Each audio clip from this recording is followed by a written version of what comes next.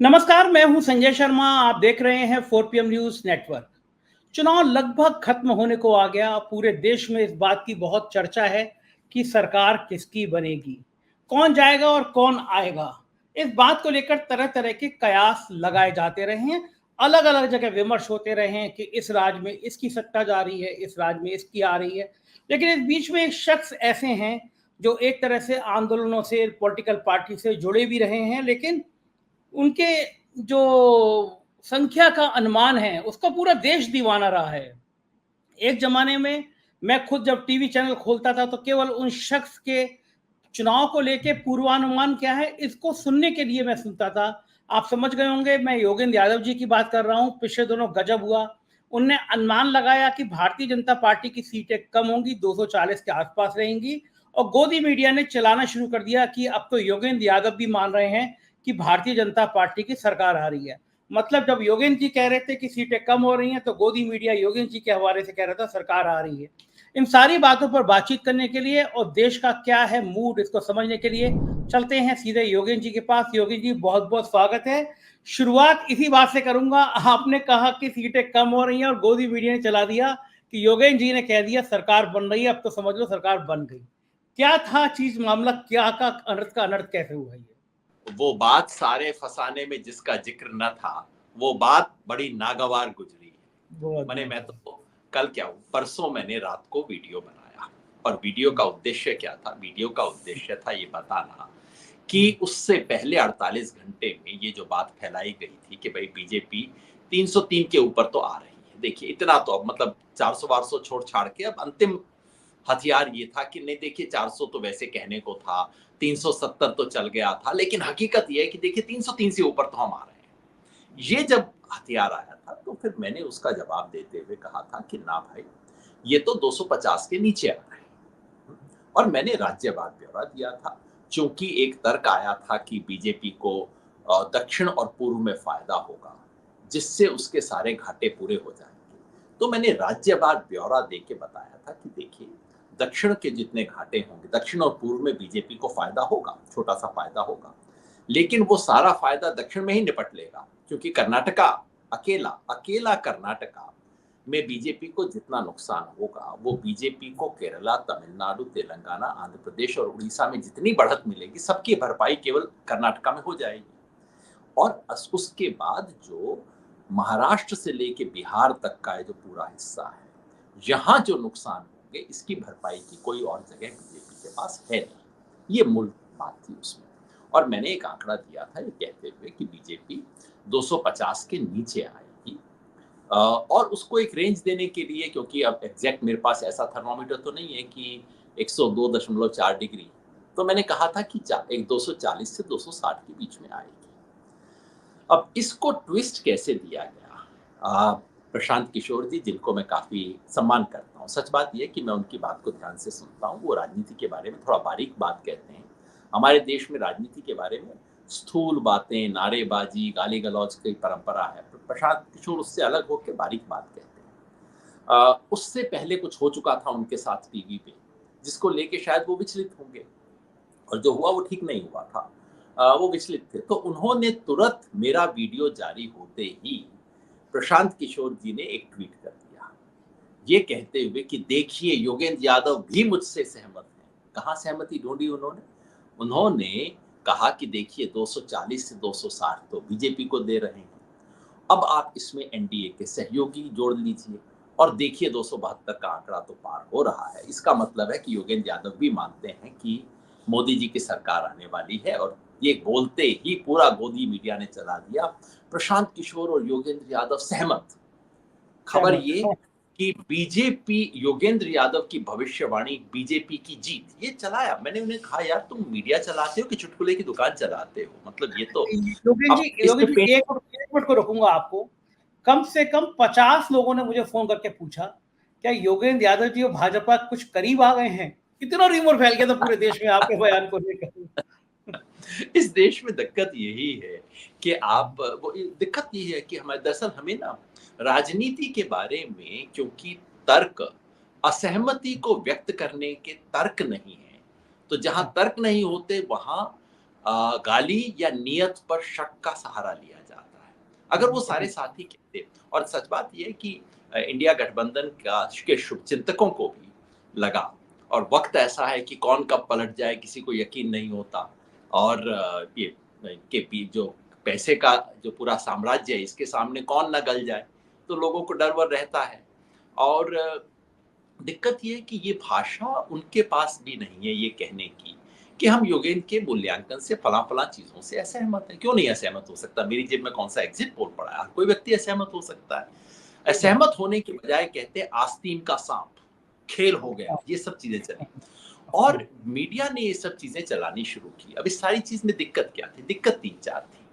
पहला ये कि प्रशांत किशोर जी ने स्वयं अपने इंटरव्यूज में कहा था कि देखिए, एनडीए के नंबर गिनने का कोई मतलब नहीं है, क्योंकि एनडीए में कौन है कौन नहीं है इसका कोई भरोसा नहीं है। चुनाव के बाद ही तय होगा एनडीए में कौन है और कौन नहीं है। बिल्कुल सही बात उन्होंने कही।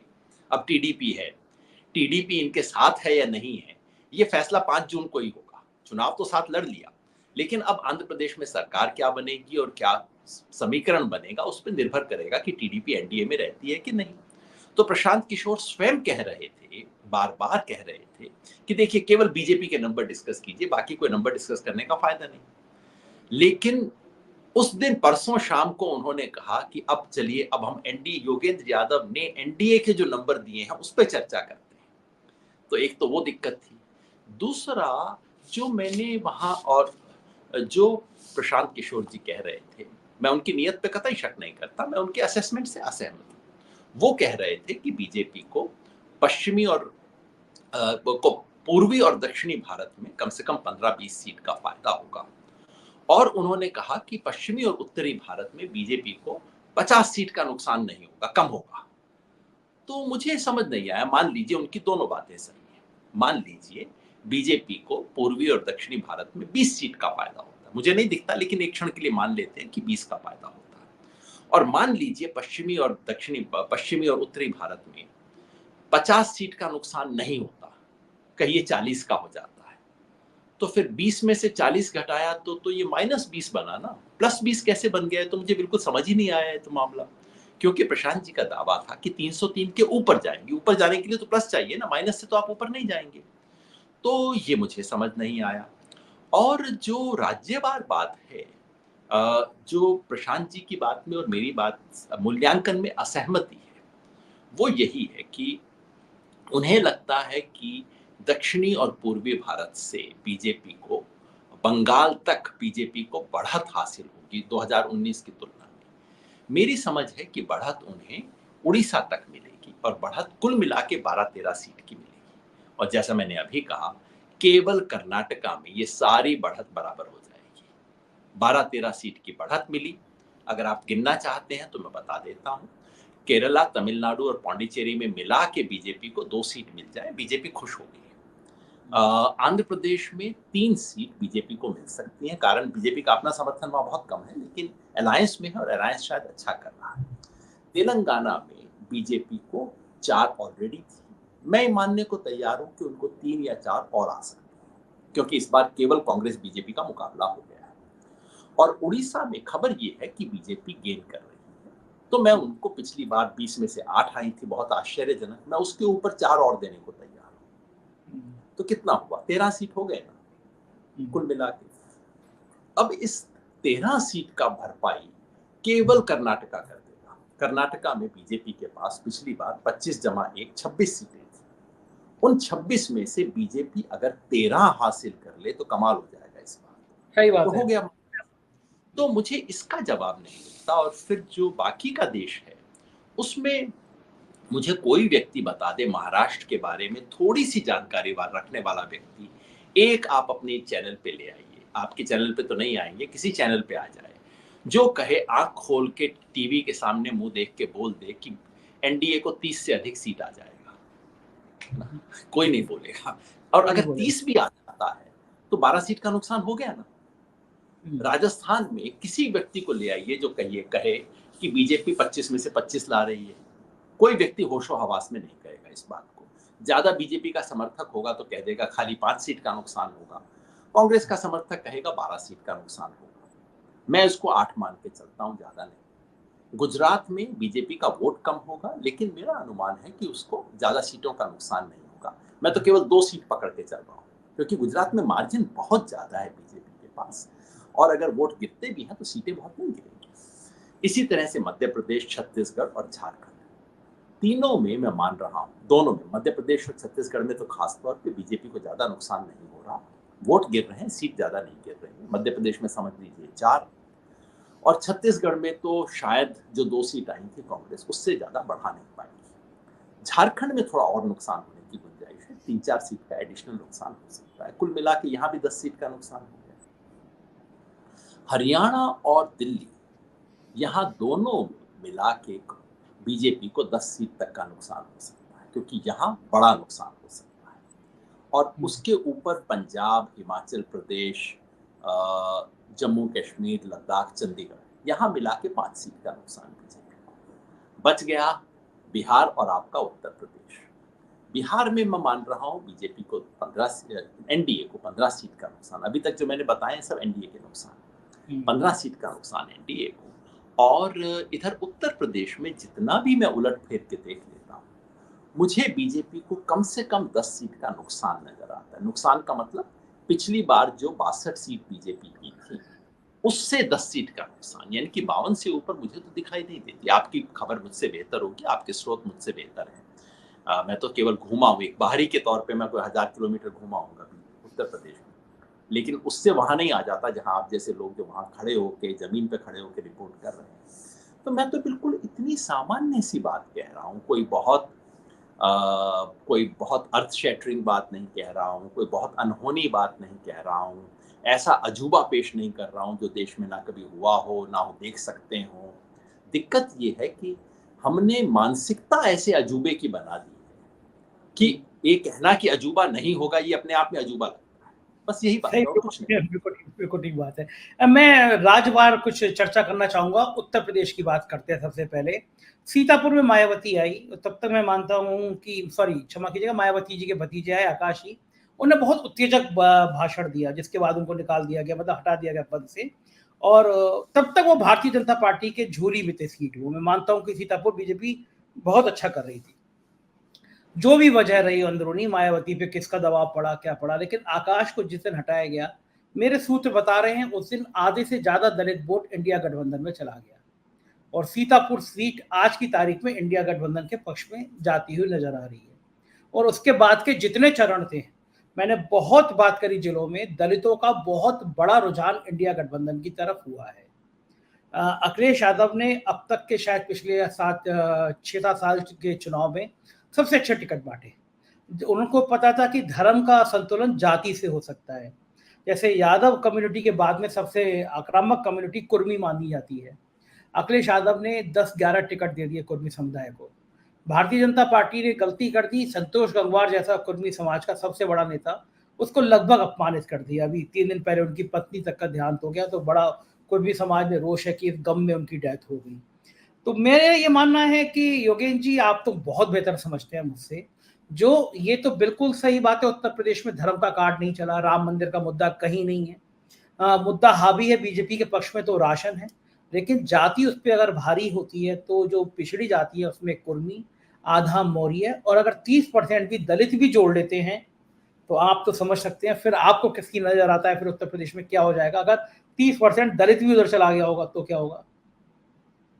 देखिए, पहले शुरुआत करें कि बीजेपी के पक्ष में क्या बात जा रही है उत्तर प्रदेश में, क्योंकि ले दे के मैं फिर भी ये कह रहा हूं कि बीजेपी आगे है। जब मैं कहता हूं कि बीजेपी का 10 सीट का नुकसान, तो मतलब क्या 52, 80 में से 52 देना कहीं भी विजय माना जाएगा। बीजेपी आगे है।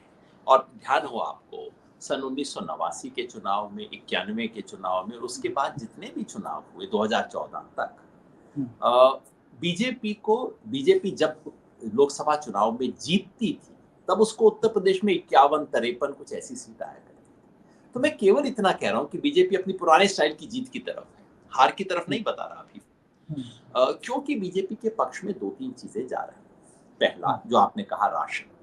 एक साधारण उत्तर प्रदेश का व्यक्ति मानता है कि भाई राशन की सारी स्कीम तो मोदी जी लेके आए थे, किसी को पता नहीं है कि ये मनमोहन सिंह की स्कीम थी, एनएफए वो लेके आए थे, किसी को पता नहीं है। और इसमें विपक्ष और कांग्रेस असफल हुई है ये मैसेज पहुंचा सकती बिल्कुल ठीक है। है, और ये बीजेपी के पक्ष में जा रहा है। दूसरा, अभी भी ये छवि लोगों के मन में है, अब इसमें प्रोपेगेंडा का भी अंश होगा और इसमें सच्चाई का भी अंश होगा, कि सपा के राज में लॉ एंड ऑर्डर खराब हुआ करता बिल्कुल है, मुद्दा और है। इसको बीजेपी बहुत अच्छे से मसाला लगा के लोगों के सामने पेश करती है, बिल्कुल, सफल। बिल्कुल, बिल्कुल। तीसरा, अभी भी योगी बतौर मुख्यमंत्री के घोर अनपॉपुलर नहीं है। लोगों का बिल्कुल। कुल मिला के उनके बारे में एक हाँ ठीक है, अच्छा चला रहे हैं, ऐसा है। तो ये तीन चीजें बीजेपी के पक्ष में है, इसीलिए बीजेपी इसमें टिकी हुई है। और अगर कुरेदो आप लोगों को तो राम मंदिर का नाम लेते हैं, पर आप कुरेदो नहीं तो वो राम मंदिर की बात बिल्कुल नहीं करते लोग। विपक्ष के साथ क्या चीज जा रही है? पहला, बीजेपी के तमाम सांसदों और विधायकों के प्रति बहुत गुस्सा है लोगों के मन में उत्तर प्रदेश में। दूसरा, अब लोगों को लगता है बहुत साल हो गए साधारण मुद्दों पे ढक्कन लगाए हुए, बेरोजगारी, महंगाई, छुट्टा जानवर, व्यापार में मंदा होना, इन तमाम चीजों को कब तक बंद करके रखेंगे? लोग इसके बारे में बोलना शुरू कर दिए हैं। और तीसरा, एक विशेष डर पहली बार मैं देख रहा हूं दलित समाज में, डर ये कि संविधान चला जाएगा, आरक्षण चला जाएगा। बहुत बड़ा मुद्दा बन गया है। मुसलमान में डर ये कि मुझे तो दोयम दर्जे का नागरिक बना दिया जाएगा। और इन दोनों के अलावा बाकी समाज के एक छोटे हिस्से में डर ये कि भाई ये तो इस देश का लोकतंत्र जा रहा है, ये भी असर कर रहा है। तो इन तीनों का कुछ मिक्स है। और जैसा आपने बताया, टेक्निकल कुछ चीजें भी हैं। अखिलेश यादव ने निश्चित ही बेहतर टिकट्स दिए हैं, सामाजिक गठबंधन थोड़ा सा बेहतर बनाया है पिछली बार की तुलना में, और अखिलेश यादव और राहुल गांधी के एक साथ खड़े होने से वो दलित वोटर जो कि मायावती जी का साथ छोड़ना चाहता है, उसके लिए आसानी हो जाती है। क्योंकि देखिए, गेस्ट हाउस की घटना के बाद से बसपा के वोटर के लिए सब कुछ क्षम्य था, लेकिन सपा में जाने की वो कल्पना नहीं करता था। नहीं, पहली बार मैंने इस बार देखा लोगों को ये कहते हुए। अब उसके कितना क्वांटम है उसके बारे में डिफरेंसेस हो सकते हैं, मुझे आधा नहीं लगा, मुझे आधे से कम लगा। लेकिन ये बात सही है कि एक छोटा वर्ग है। देखिए, अभी भी बीएसपी का जो पुराना वोटर था, वो उसका जो कोर है वो आज भी बहन जी के साथ जुड़ा हुआ है। उसके कारण अच्छे हों बुरे हों जो भी है वो जुड़ा हुआ है, हाथी है जी वो तो उनके साथ है। लेकिन एक हिस्सा टूट रहा है। पहली बार मैंने ये भी देखा कि बसपा का वोटर अब थोड़ा संकोच करता है कहने में कि मैं बसपा का वोटर हूं। बीच में बड़ा एग्रेसिव होता था बसपा का वोटर, हाँ जी हाथी के, हाँ बताओ जी। अब वो संकोच कर रहा है।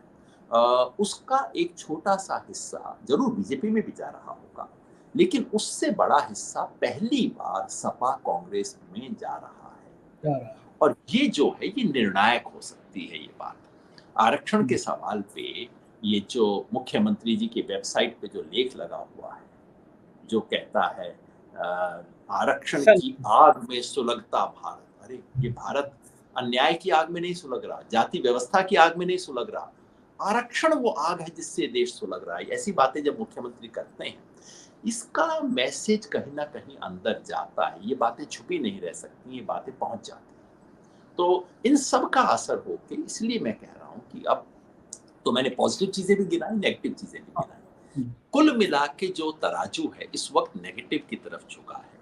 मैं उसको केवल 10 सीट मान रहा हूं, लेकिन संजय भाई आपके सामने मैं स्पष्ट रूप से कह रहा हूं, ये 10 का 20 होते हुए एक चुटकी की बात है। 10 और 20 में कोई फर्क नहीं है। जहां 10 ये मैं यही समझना चाह रहा हूँ। उत्तर प्रदेश में अगर जो मैंने खास तौर से जातियों की बात करी, पिछड़ी जातियों का बहुमत हिस्सा 2014 तक बीजेपी कल्याण सिंह के बाद 2014 तक खड़ी नहीं हो पाई थी, क्योंकि पिछड़ी जातियां फिर कभी जुटी नहीं थी। मुलायम सिंह ने ऐसा घूटा था, वो जुटी नहीं पाई थी। 2014 में अमित शाह ने आके ये इंजीनियरिंग करी यहाँ पे, पिछड़ी जातियों को वो धर्म की छतरी तरह ले आए थे कि धर्म बड़ा है। वो मैं पहली बार इस चुनाव में वो धर्म वाली छतरी हटते हुए देख रहा हूँ। तो फिर जो मुख्य जातियां हैं उनके संग अगर 30% दलित जुड़ जाता है और साथ में मैं एक बात और पूछूंगा, मैंने बड़ा करीब से महसूस की कि पश्चिमी उत्तर प्रदेश के पहले चरण से जो शुरू हुआ था, वो जो था क्षत्रिय युवाओं के मोबाइल पे मैसेज आ रहे थे, मैंने खुद देखे थे, योगी को बचाना है तो मोदी को हराना है। उसके बाद फिर अमित शाह ने योगी आदित्यनाथ के करीबी जितने बाहुबली थे, योगी जी को पसंद है थोड़ा बाहुबल रखना, तो जितने बाहुबली थे, वो संगीत सोम से लेकर राजा भैया से लेकर धनंजय सिंह, अभय सिंह, सबको अमित शाह ने व्यक्तिगत बुलाया और सबसे व्यक्तिगत बातें करी।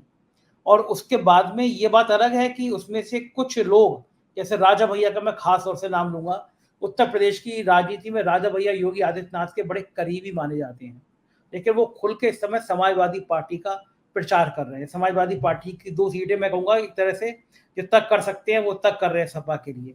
तो एक मैसेज ये गया कि योगी क्या चाहते नहीं है कि सीटें ज्यादा हैं, क्योंकि ये सब लोग पूर्वानुमान लगा रहे हैं कि अगर सीटें 300 आई तो योगी हटाए जाएंगे, और ये मैसेज है नीचे तक। तो जो आप कह रहे हैं योगी की लोकप्रियता में कमी नहीं आई है, तो मैं ऐसे लोगों को भी जानता हूं जिन्होंने या तो वोट नहीं दिया या फिर उन्होंने गठबंधन को इसलिए वोट दिया कि योगी को कुछ नहीं होना चाहिए।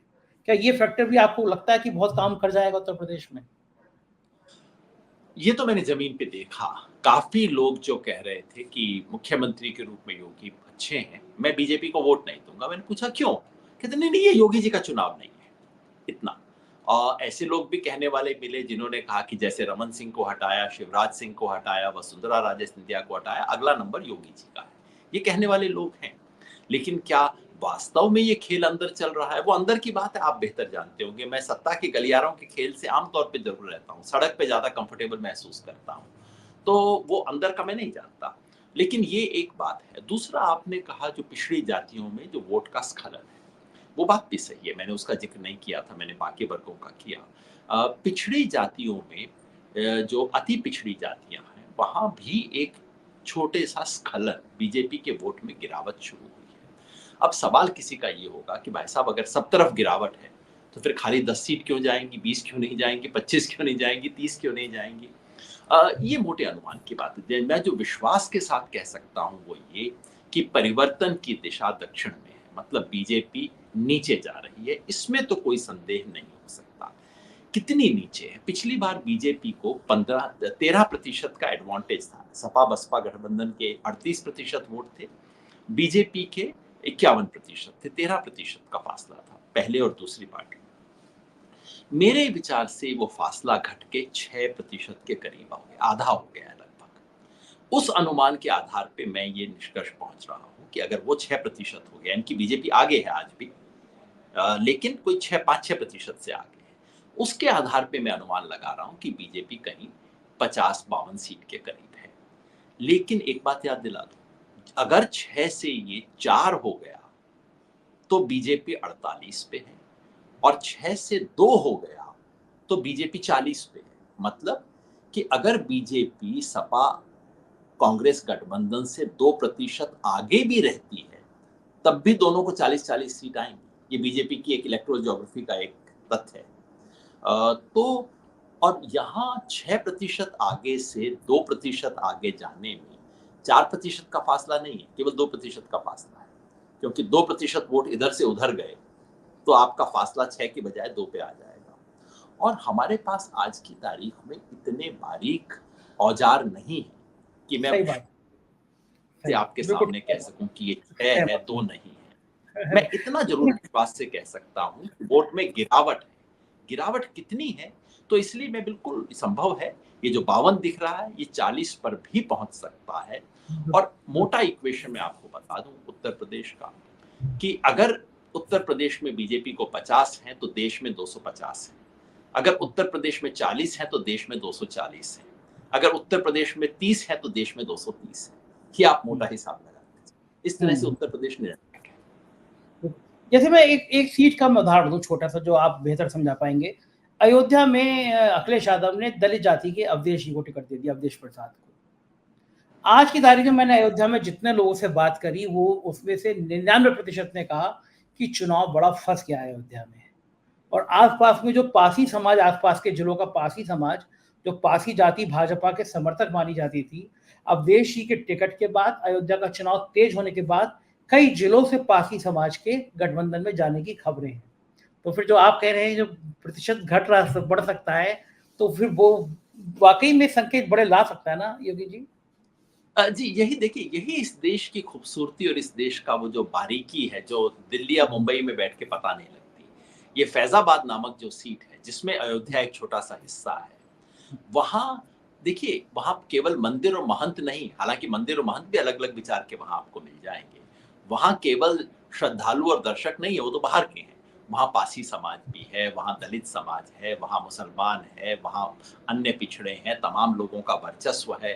तो उसको केवल अयोध्या मंदिर पूजा और उसके वीडियो देख के आप अपना मत न बनाइए। सामान्य समाज वहाँ रहता है और ये अयोध्या जो है फैज़ाबाद, ये अवध इलाके का हिस्सा है और पूरे अवध में, ये मैं विश्वास से कहना चाहता हूँ, पूरे उत्तर प्रदेश में बीजेपी का वोट जितना भी गिरेगा, उससे ज़्यादा वो अवध में गिरेगा और अवध में मार्जिन भी पिछली बार थोड़ा-सा कम था। तो ये इलाका है जहाँ ज़्यादा उलट-फेर हो सकता है। इतनी बात तो मैं बाहर से कह सकता हूँ, बाकी आप अंदर से कह पाएँगे। बिल्कुल ठीक बात है। एक महत्वपूर्ण बात ये है कि पहले चरण के बाद प्रधानमंत्री जी अचानक मुसलमानों पे आ गए। मुसलमानों के आरक्षण, मुसलमानों का ये, मुसलमानों का वो, कल तो वो मुजरे पे भी आ गए। ये जो मुसलमान कार्ड खेलना शुरू किया, इससे क्या भाजपा को देश भर में फ़ायदा हुआ या नुकसान हुआ? क्योंकि मेरा मानना ये है कि 4-5% मुसलमान ऐसा था, जो कम्फ़र्ट था, वो कह रहा था छोड़ो यार, अब मोदी जी भी कुछ नुकसान तो नहीं कर रहे हैं, हम वोट नहीं डालेंगे इस बार, मतलब मन में था। लेकिन मैं देख रहा हूँ कि जिस तरह मुसलमानों पे हमले हुए, वो 4-5% और यूनाइट हुआ, फिर मुसलमानों की पोलिंग बहुत ज़्यादा हुई।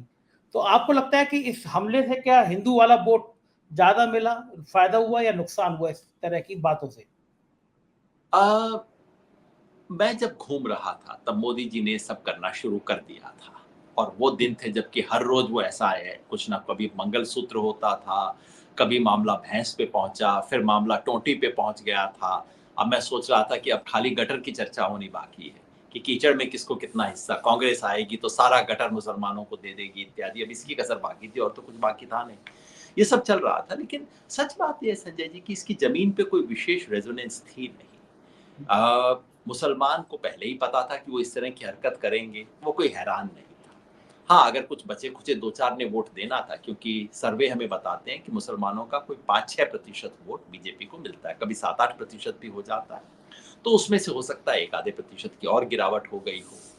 और उधर बीजेपी के बीजेपी के प्रति उत्साह बढ़ा हो या कम्युनल पोलराइजेशन बढ़ा हो, इसका कोई प्रमाण नहीं मिला, कहीं पे नहीं हो रहा था। और दरअसल बीजेपी के अपने समर्थक और मोदी जी के अपने घोर समर्थक, जिसकी कमी नहीं है देश में, खूब घोर समर्थक उनके मिलते हैं, वो थोड़ा संकोच में ही थे इसको लेके। कुल मिला के जो संदेश गया देश भर में वो ये था कि प्रधानमंत्री बौखला गए हैं, ऊट-पटांग बातें कर रहे हैं। तो उनका समर्थक कहता था कि देखिए ऐसी बातें चुनाव में तो बोलनी पड़ती हैं। मतलब कि झेप तो रहा था, लेकिन उसको इस तरह से कवर करता था और उनका विरोधी हावी था कहते हुए कि ये प्रधानमंत्री के करने की बात है कोई। तो इससे कोई विशेष फ़ायदा हुआ हो मुझे नहीं लगता, मगर एक चीज़ बीजेपी की हर रणनीति बहुत बारीक और कई लेयर्स की होती है। तो वोटों में कोई बड़ा फ़र्क पड़ा हो ऐसा नहीं। लेकिन देश का नैरेटिव जो कि रोज़-रोज़ इनके हाथ से फिसल रहा था और बेसिकली बीजेपी अपने गोदी मीडिया को कोई कहानी नहीं पकड़ा पा रही थी। तो इसके सहारे उन्होंने 5-10 दिन कोई हेडलाइन दे दी कि चलिए बुरा अ, मतलब चुप्पी से तो अच्छा बदनामी अच्छी है। कुछ तो चलेगा, तो चलाया इन चीज़ों को और रोज़-रोज़ अगर इस देश में महँगाई और बेरोज़गारी का फ्रंट पेज पे न्यूज़ आता, वो ज़्यादा नुकसान करता और इस तरह की भद्दी न्यूज़ आने से ज़रूर थोड़ा-सा भद उड़ी, लेकिन हो सकता है बीजेपी को कुल मिला के ये हो कि चलिए भद उड़ने से भी अच्छा है, अगर रोज़ बेरोज़गारी की खबर आए, रोज़ अडानी की खबर आ जाए, अडानी ने जो किया है उसके बारे में अभी 3 दिन पहले फाइनेंशियल टाइम्स ने जो खुलासा किया है, वो अगर फ्रंट पेज की हेडलाइन बन जाए, उससे नुकसान ज़्यादा हो जाएगा। हो सकता है उनकी ये सब कैलकुलेशन रही हो। ज़मीन पे इससे कोई बहुत बदलाव मुझे दिखाई नहीं दिया। योगी जी 5-6 महीने पहले कहीं चुनाव लगता ही नहीं था। लगता था कि बीजेपी मोदी एक तरफ़ा चुनाव है। आपको लगता है चुनाव की घोषणा से सिर्फ़ 2 महीने पहले ये चुनाव बदला है और राहुल गांधी की यात्रा ने इस चुनाव में कितनी बड़ी भूमिका अदा की है? 2 महीने पहले नहीं, मुझे तो लगता है कि वो सिर्फ़ 10 दिन पहले पलटा है। पता नहीं कब पलटा, बाद में इतिहासकार ठीक से बताएगा, इसमें कोई संदेह नहीं। ये चुनाव पलटी खा गया है। ये पलटा शब्द का इस्तेमाल मैंने शुरू किया था पहले दौर के बाद, कभी 19 तारीख को पहला दौर था, तो मैंने समझता हूँ कोई 30 तारीख के करीब मैंने अब ये कहना शुरू किया कि ये चुनाव पलट रहा है ना। पलटा तो पहले ही होगा, हमें तो बाद में हमें थोड़ा सा देरी से दिखता है। लेकिन देखिए 2 महीना चुनाव शुरू होने से पहले, चुनाव की घोषणा हुई मार्च के महीने में, मार्च के मिडिल में चुनाव की घोषणा हुई। तब तक ऐसा नहीं लग रहा था कि बीजेपी हार रही है, बीजेपी 272 के नीचे जा रही है। मैं उन दिनों भी लेख लिख रहा था कि देखिए संभव तो होना चाहिए बीजेपी को 272 से नीचे उतरना, और मैं यही सब गणित करके बताता था फला फला राज्य में होगा इत्यादि।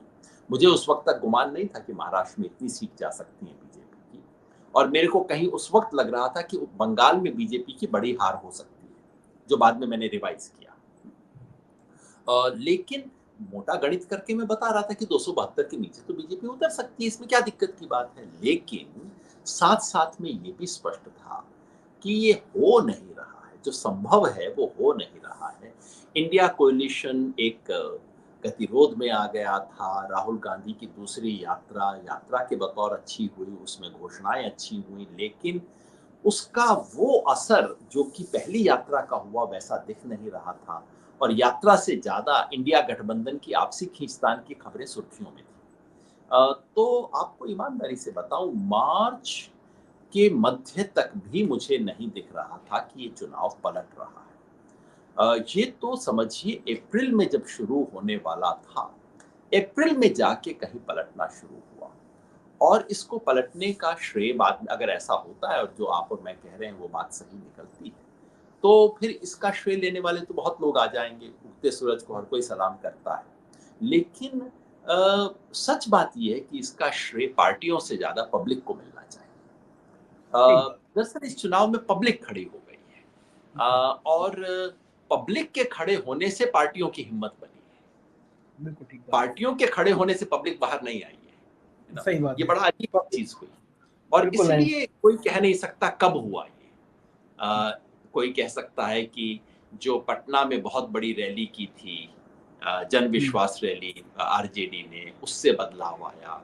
कोई कहेगा कि मुंबई में जो इंडिया गठबंधन ने रैली की, न्याय यात्रा, उसके बाद, इस सब के बारे में कयास लगते रहेंगे, लेकिन बदलाव आया है। चुनाव मतलब कहीं बस चुनाव का बिगुल बजा, लोग आंखें मसले बैठे और कहा नहीं यार ये तो ठीक नहीं लग रहा, मामला तो सही नहीं है। बस कहीं ऐसा हुआ, चुपचाप हुआ, और फिर उसकी खबर हमारे तक पहुंचने लगी। बिल्कुल ठीक है। आखिरी सवाल, अगर ये मान लिया जाए कि 240 तक बीजेपी आती है, तो क्या मोदी जी आसानी से प्रधानमंत्री बन जाएंगे? देखिए, फिर ये जो प्रधानमंत्री बनने का जो खेल है, उसकी तिकड़म जो है उसका तो मैं माहिर नहीं हूँ। और जैसा मैंने कहा, अगर बीजेपी 272 से नीचे आती है तो कौन एनडीए में है, मतलब बीजेपी मान लीजिए 250 आ जाती है, 245 आ जाती है, उससे भी कम जा सकती है, तो तब एनडीए में कौन होगा इसका अभी से हम कह नहीं सकते। कौन एनडीए और कौन नहीं एनडीए, कौन इंडिया है, इसका फैसला तो 4 तारीख के बाद होगा। लेकिन मैं 3 आपको कसौटियां बताता हूं। अगर बीजेपी 303 के ऊपर, बीजेपी केवल एनडीए की बात नहीं कर रहा, अगर बीजेपी 303 के नीचे आती है, 300 से नीचे आ जाती है, 400 पार की बात थी, 300 आर हो गया, आकर नीचे आ गई 300 के नीचे, तो एक नैतिक पराजय तो होगी, लॉस ऑफ फेस जिसको कहा जाता है, मुंह छिपाने का कुछ तो इंतजाम बीजेपी को करना पड़ेगा, क्योंकि इतनी डुगडुगी बजाई। अगर 272 से नीचे बीजेपी आ जाती है तो इसे सामान्य लोगों की आंख में बीजेपी की हार के रूप में देखा जाएगा। कह रहे थे 400 पार बनाएंगे, ये करेंगे, वो करेंगे, हार गए चुनाव में, देखो 272 सीट रह गए। और अगर 250 के नीचे आती है तो मोदी जी की कुर्सी हिल सकती है। मतलब बीजेपी में जो लोग मोदी जी के सताए, और मैं बार बार कहता हूं, हम जैसे लोग मोदी जी के असली सताए हुए लोग हम लोग नहीं हैं। मैं जानता हूं आपको बहुत परेशान किया है इस रिजीम ने, तमाम ईमानदार पत्रकारों को परेशान किया है, लेकिन बीजेपी, मोदी जी के असली सताए हुए प्राणी आपको भारतीय जनता पार्टी के अंदर मिलेंगे, जो बेचारे किसी तरह से मुंह पे टेप लगा के बैठे हुए हैं। सबकी आवाज खुल जाएगी, और वहां फिर एकदम कॉन्टेस्ट शुरू हो जाएगा। अब उस कॉन्टेस्ट में कौन आएगा, क्या आएगा, ये खेल मैं ना अच्छे समझता हूँ, ना उस तरह के खेल में मेरी दिलचस्पी है, तो ये मैं छोड़ देता हूँ। लेकिन एक बात मैं जरूर कहता हूँ, 272 के नीचे जब बीजेपी आएगी, उसके बाद चाहे जो मर्जी खेल हो, चाहे जो सरकार बने, नंबर 1 बीजेपी के लोग खड़े होके जनादेश, जनता हमारे साथ है, इस तरह का उद्घोष नहीं कर पाएंगे। नंबर 2, इस देश में मीडिया की थोड़ी सी जुबान खुल जाएगी, गला थोड़ा सा खुल जाएगा, हो सकता है आप जैसे लोगों को बुलाना भी शुरू कर दें। तीसरी बात, सुप्रीम कोर्ट को भी कानून में वो नुक्ते नजर आने लग जाएंगे जो पिछले 2-2.5 साल से 5 साल से उनको नजर नहीं आ रहे हैं। कुल मिलाकर इस देश के लोकतंत्र का एक लोकतंत्र खुल जाएगा, लोकतंत्र का माहौल थोड़ा बेहतर हो जाएगा। और मेरे लिए ये चुनाव का सबसे महत्वपूर्ण पहलू ये, मैं पहले दिन से कह रहा हूं, ये केवल कौन बनेगा प्रधानमंत्री का चुनाव नहीं, ये इस देश के संविधान, इस देश की लोकतंत्र और इस देश की आत्मा को बचाने का है। बीजेपी 272 के नीचे आती है तो संविधान को छेड़ने की हिम्मत नहीं होगी, सरकार जो मर्जी बनाए। नंबर 2, इन्हें लोकतांत्रिक संस्थाओं में थोड़ा हिम्मत आ जाएगी, लोकतंत्र का गला, लोकतंत्र की हत्या की जो तैयारी हो चुकी थी वो हत्या से बच जाएगा।